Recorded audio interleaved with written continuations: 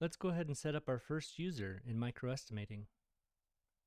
To do that, click on Setup and then Users.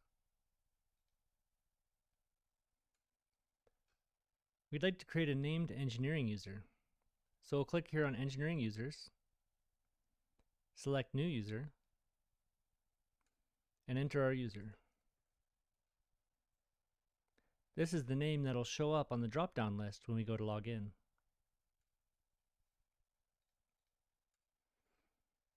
We can give our user a name. We can set a password if we want to require a password for login, and other details.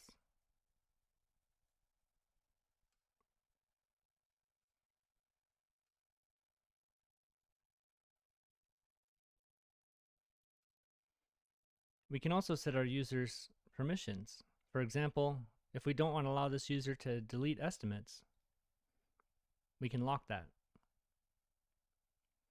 Let's go ahead and save our user.